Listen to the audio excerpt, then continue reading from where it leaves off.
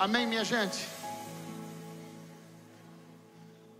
Quando Deus faz, a única coisa que a gente pode fazer é atrapalhar. Se a gente não atrapalhar, Ele continua fazendo. Se a gente atrapalhar, Ele para. Então a importância de ter discernimento de espírito, porque operando Deus, aleluia, ninguém pode interferir no que Deus está fazendo. Amém? E nem do que Ele já fez.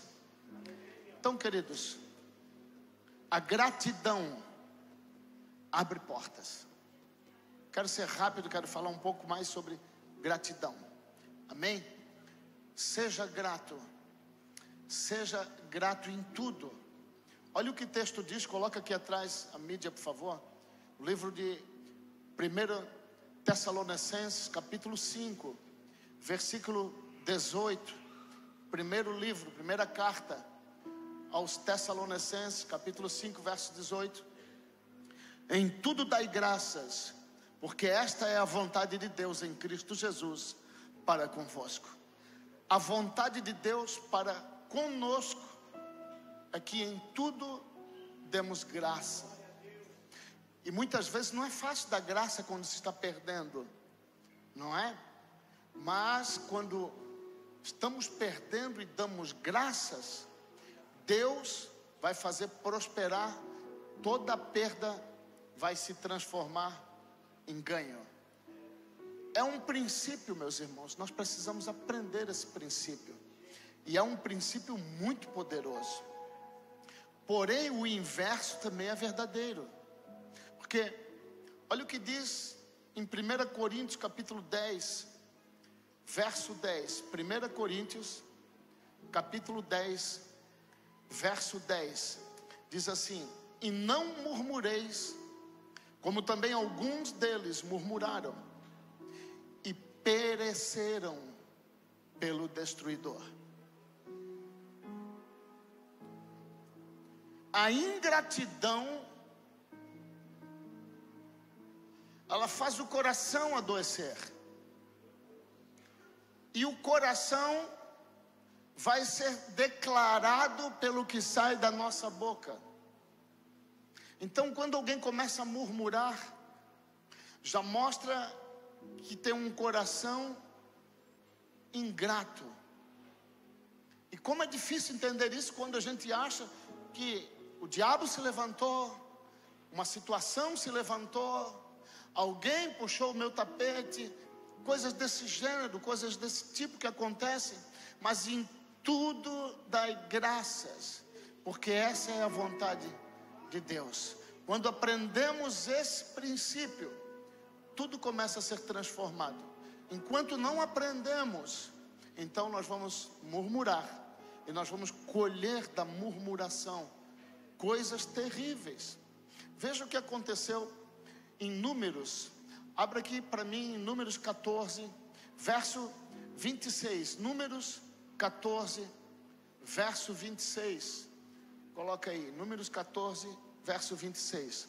Depois falou o Senhor a Moisés e a Arão, dizendo, continue: até quando sofrerei esta má congregação que murmura contra mim? Tenho ouvido as murmurações dos filhos de Israel, com que murmuram contra mim. Verso 28. Dize-lhes: vivo eu, diz o Senhor, que como falastes aos meus ouvidos, assim farei a vós outros. Verso 29. Neste deserto cairão os vossos cadáveres, como também todos os que vós foram contados segundo toda a vossa conta. De 20 anos para cima, os que dentre vós contra mim murmurastes, não entrareis na terra, pela qual levantei a minha mão, que vos faria habitar nela, salvo Calebe, filho de Jefoné, e Josué, filho de Num. Mas os vossos filhos, de que dizeis, por presa serão, porei nela, e eles conhecerão a terra que vós desprezastes. Verso 32 até aqui. Porém, quanto a vós, os vossos cadáveres cairão neste deserto. Veja como é algo poderoso a gratidão, e como é algo tão destruidor a ingratidão. A ingratidão atrai o gafanhoto destruidor. Toda aquela nação que sai do Egito e entra no deserto para irem a Canaã, toda aquela geração morre no deserto pela ingratidão, porque através da ingratidão vem a murmuração, e a murmuração faz com que o gafanhoto destruidor venha sobre a congregação, a casa, uma família, um ministério, uma vida. Como é importante aprendermos esse princípio, sermos gratos por tudo. E a pessoa mais grata que nós encontramos na Bíblia foi o nosso Senhor Jesus Cristo.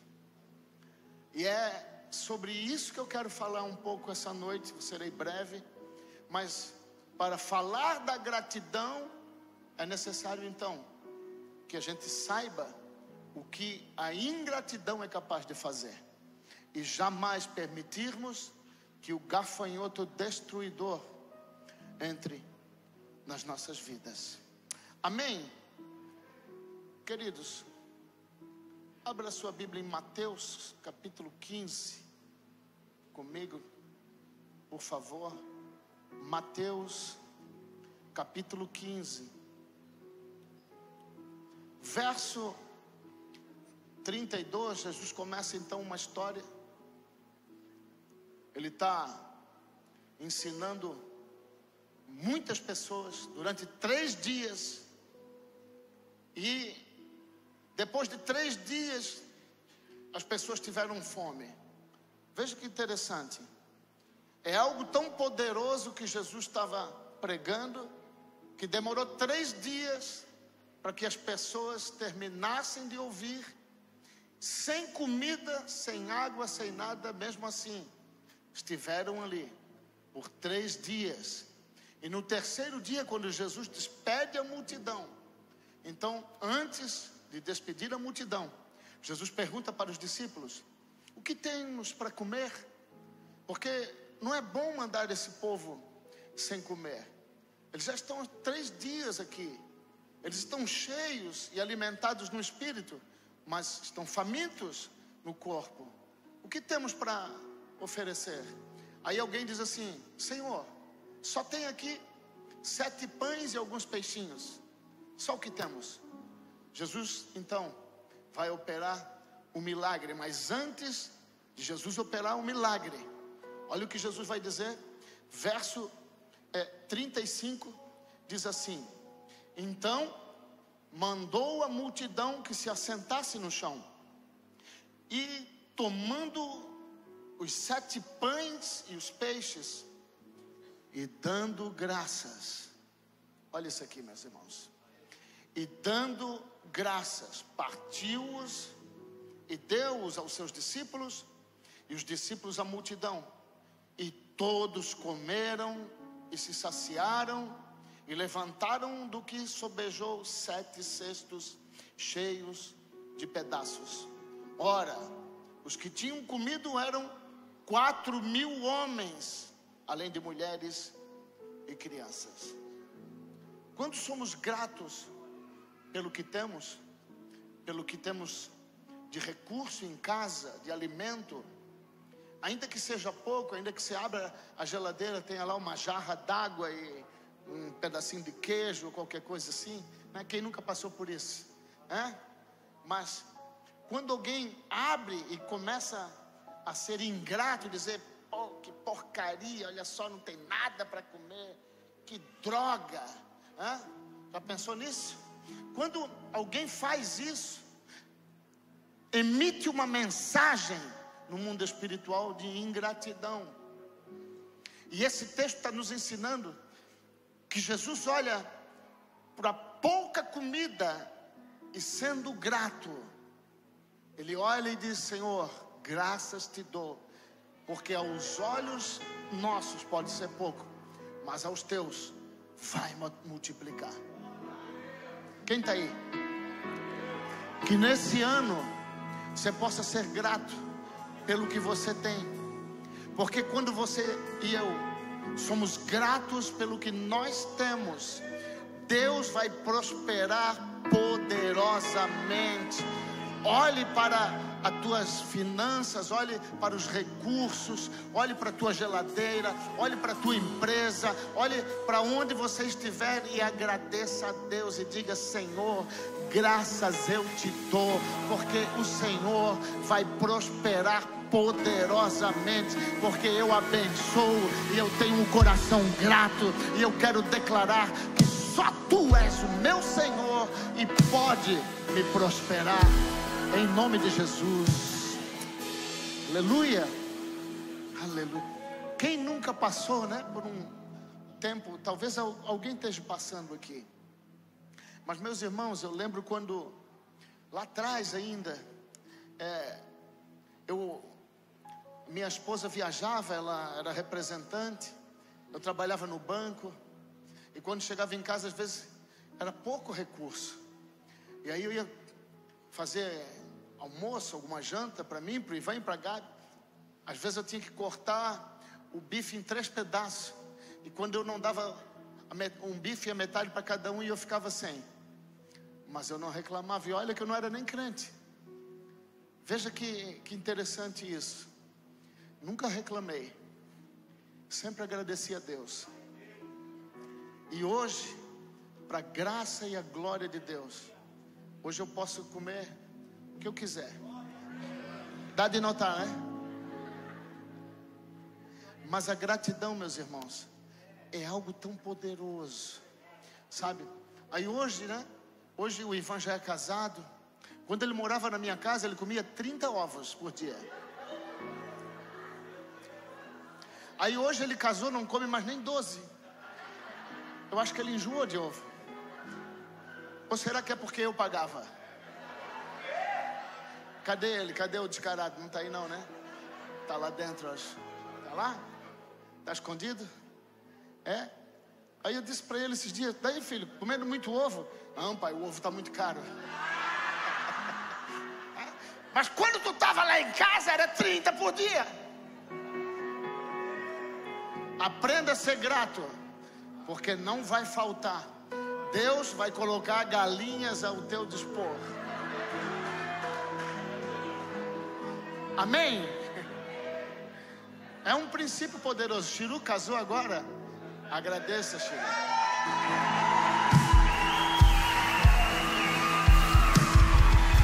Se nós temos motivos para dar graças pelo que Deus fez, enviando o seu Filho para nós, eu queria ouvir um glória nesse momento. Porque quando nós damos graças porque Deus enviou o seu Filho, Jesus Cristo, para nos livrar da morte, irmão, entenda isso. Toda situação que você está vivendo de morte, você deve olhar para os céus e dizer: Senhor, eu te dou graças, porque o Senhor enviou o teu Filho. E essa situação de morte, eu oro agora e declaro: defunto, viva, empresa, viva, relacionamento, viva, ministério, viva. Declare vida sobre qualquer situação que o diabo, que a circunstância, que o acaso se levantou contra você. Olhe para ela e diga: Senhor, eu te dou graças, porque o Senhor me ouve. E eu declaro: situação, mude agora. Haja vida, haja abundância de vida.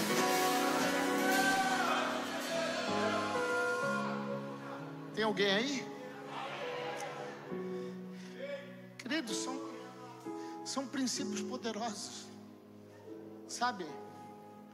A gente tem que entender a Bíblia e caminhar pelo que a Bíblia, as Escrituras nos ensinam.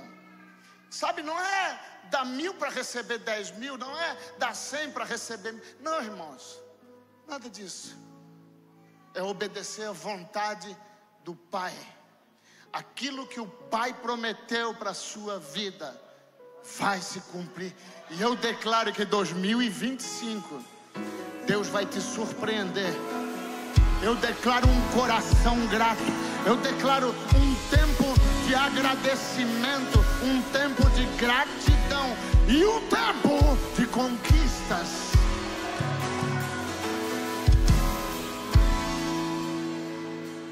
Aleluia, aleluia. Eu já vou encerrar,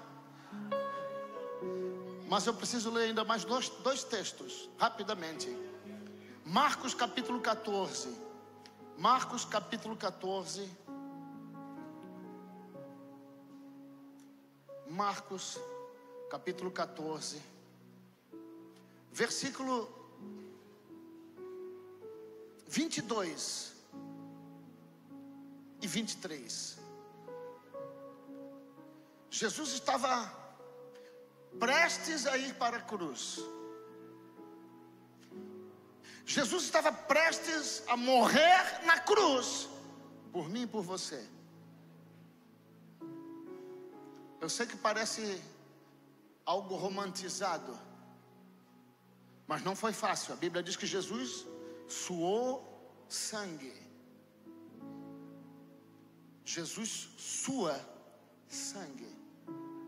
É claro que esse sangue tinha um propósito. O sangue tinha que tocar o chão, porque ele era o sacrifício. E quando o sangue do sacrifício toca o chão, o pecado foi pago. Mas Jesus ia para a cruz. A Bíblia vai dizer que ele estava muito aflito. Ele orava ao Pai. E ele chegou a dizer: Pai, passa de mim esse cálice. Não foi fácil não, viu? Não foi fácil a cruz. Tem que deixar claro isso aqui. A cruz não é um romance. A cruz foi um sacrifício. E alguns dias antes da cruz, Jesus, sabendo de todas as coisas, como diz o texto em João capítulo 13, veio do Pai e sabia de tudo. Então ele vai dizer, um pouco antes de ir para a cruz, Marcos capítulo 14, verso 22. E comendo eles, tomou Jesus o pão e abençoou e partiu. E deu-lhe e disse: tomai e comei, isto é o meu corpo. E tomando o cálice e dando graças, deu-lhe e todos beberam dele. Não foi fácil a cruz, mas Jesus está dando graças. Jesus está dando graças. Olha esse texto em Hebreus.